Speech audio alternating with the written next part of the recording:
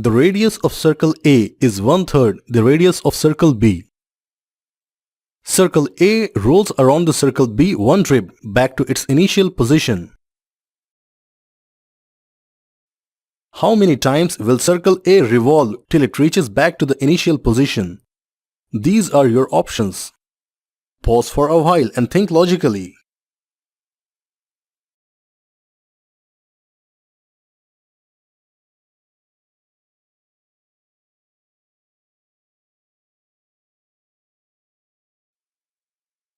This question comes from 1982 S.A.T examination, and there were only 5 options, and all the candidates answered it incorrectly. Reason being that the correct answer was not included in the options. Later, 3 students claimed to the college board that the actual answer is 4. And that's true. That's why I purposely added the 6th option for you as none of these. So without further ado, let's move to the solution. I'm gonna show you the 2 methods I solved this problem, mathematical and logical, starting with the mathematical solution first. When circle A rolls around circle B, its actual distance traveled can be represented as an imaginary circle C, whose radius will be the addition of the radii of circle A and circle B. That's equal to r plus r by 3. The distance traveled by circle A is equal to circumference of circle C, and that's equal to 2 pi times the radius of circle C. Also in terms of rotation, distance traveled by circle A is equal to number of rotations multiplied by distance traveled in each rotation. And we know the distance traveled in each rotation is simply its own circumference, and that's 2 pi times its radius. Now simply equate the values from the above 2 equations and solve it for the variable n. After simplification, we get number of rotations as 4.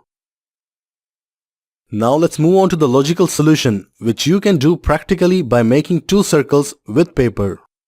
Let's call the lower point of circle A as P, which is touching the circle B.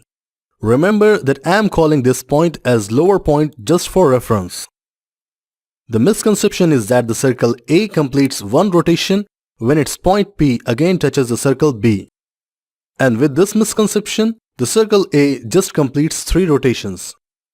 But that's absolutely wrong, because this is more than one rotation. And that's what we want to prove. Consider the case of linear motion with P as the lower point. Although both the lines show the same distance traveled, that's true only for linear motion but not for angular motion. You must always consider the path of the center to identify the actual distance traveled. And to check if the circle has completed one rotation, always observe a specific point on its circumference if it has returned back to the initial position.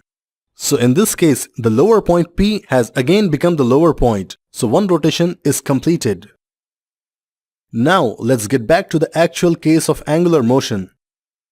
As we concluded that we should not consider the distance traveled by the point P, rather we'll consider the equivalent distance traveled by its center. So now let's see what happens when the center of circle A travels this particular distance. Did you observe that the point P has again become the lower point? And that means one rotation is now complete. Let's continue. Point P has again become the lower point, so 2 rotations completed. Third rotation is now completed. And now 4th rotation is completed. So the circle A will revolve 4 times till it reaches back to the starting point. Hope you guys enjoyed. Please like and share the video, and if you are new, please subscribe to my channel and stay updated with a new logic every week. Till then, give a try to these aptitude and competitive exams problems. Also check out interview puzzles and riddles on my channel Logically Yours.